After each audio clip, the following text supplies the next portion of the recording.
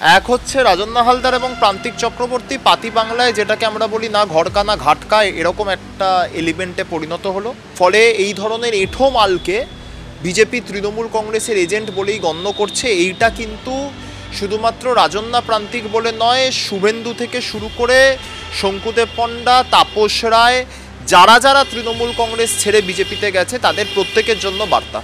এই ধরনের গবেট মার্কা মস্তিষ্ক নিয়ে কিভাবে কেউ রাজনীতি করতে পারে এবং রাজনৈতিকভাবে উচ্চাসনে উচ্চ মর্যাদায় নিজেদেরকে দেখার স্বপ্ন দেখে আমার জানা নেই। আমরা দেখলাম একেবারে রাজন্না হালদার এবং প্রান্তিক চক্রবর্তী যাদের কিনা গতকালই একেবারে যোগদান করার কথা ছিল বিজেপিতে, তবে বিশেষ কিছু কারণে বিজেপিতে যোগদান করলেন না তারা। কি বলবেন? না, আমি তো শুনেছি যে বিজেপির কেন্দ্রীয় নেতৃত্বের পক্ষ থেকে পশ্চিমবঙ্গ বিজেপিকে জানানো হয়েছে যে এই দুজনের একটি বুথে দলকে নির্বাচিত করার ক্ষমতা নেই, তো ফলে তাদেরকে নিয়ে দলের কোনো লাভ নেই।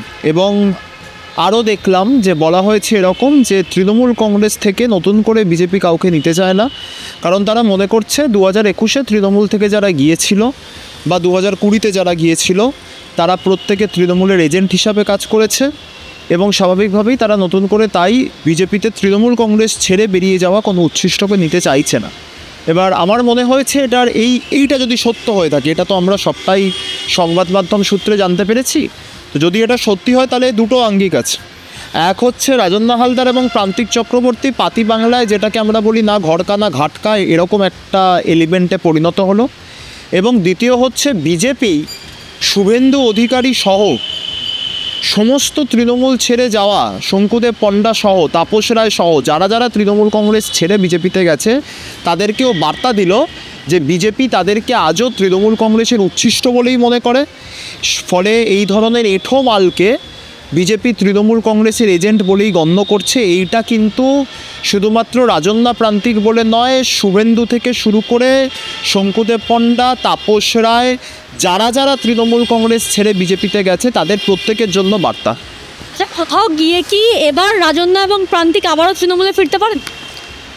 দেখুন, আমি তো তৃণমূলের আমি শুধুমাত্রই দলের একজন প্রান্তিক স্তরের কর্মী, তো স্বাভাবিকভাবেই দল কাকে ফেরাবে না সেটা একান্তই দলের সিদ্ধান্ত, দলের সর্বোচ্চ নেতৃত্বের সিদ্ধান্ত।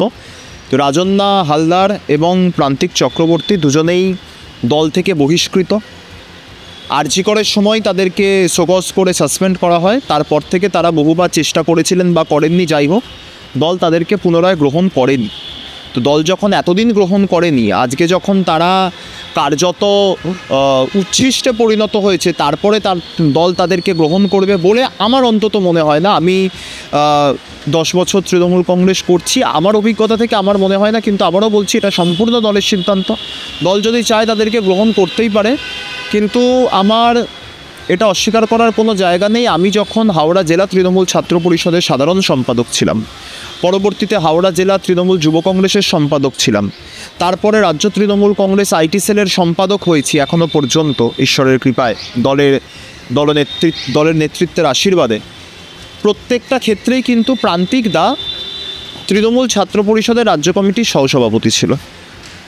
রাজন্না আমার থেকে জুনিয়র, রাজন্নার সাথে খুব কম দিনের পরিচয়, কিন্তু প্রান্তিকদার সাথে প্রায় দীর্ঘ 5-6 বছরের পরিচয় রয়েছে। তো আমার প্রান্তিকদার জন্য খারাপ লাগছে। আমি রাজন্নার কথা বলবো না, আমি রাজন্নাকে ব্যক্তিগতভাবে খুব একটা চিনি না, যেটুকু রাজনৈতিক কর্মসূচিতে গিয়ে যেটুকু ওর সাথে দেখা হয়েছে, সৌজন্য বিনিময় হয়েছে।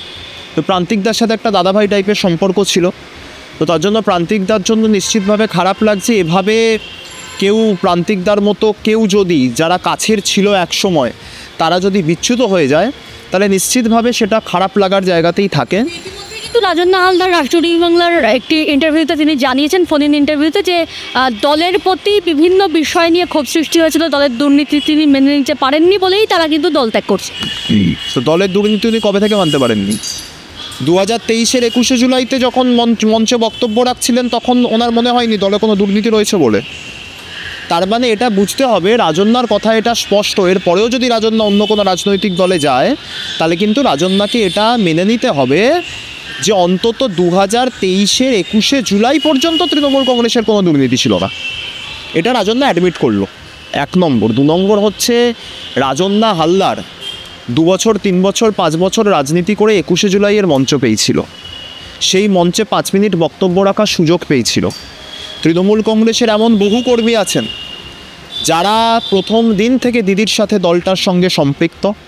তারা 21শে জুলাইয়ের মঞ্চে বক্তব্য রাখা দূরের কথা, 21শে জুলাইয়ের মঞ্চে আসন পাওয়া দূরের কথা, 21শে জুলাইয়ের মঞ্চে পা রাখা দূরের কথা, মঞ্চের কাছাকাছি পৌঁছাতে পারেন না।